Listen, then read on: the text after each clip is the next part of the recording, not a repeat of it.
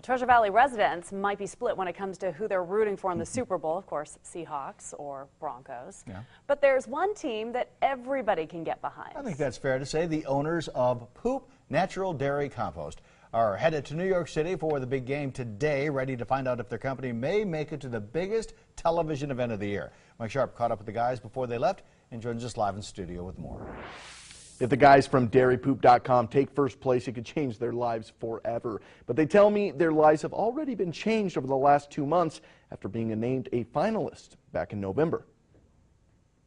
And that's probably been the most exciting part, just seeing a huge rallying around Poop, which always keeps it entertaining. The owners of Poop Natural Dairy Compost are just days away from finding out just how far they can sling their product as they head to New York City to learn whether their company will have a Super Bowl ad on Sunday. We're very much in anticipation of what the results are, and we hope we won. We think we put a good face forward, and we're looking forward to seeing the outcome. But we don't know, and we're waiting just like everybody else is. Dairypoop.com was one of 4 finalists named by Intuit in November with a chance to win the Super Bowl ad.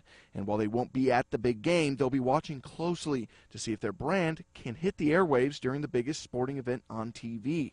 It's a commercial they weren't involved in making, and even they're anxious to see. I mean, it's kind of like, what are they going to do with Poop? I mean, there's so many different avenues you could go with that. With all the stress, the guys are still staying loose and fun, the same qualities that made their compost company stand out in the first place.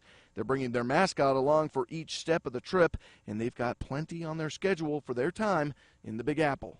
Probably go to Times Square, 30 Rock.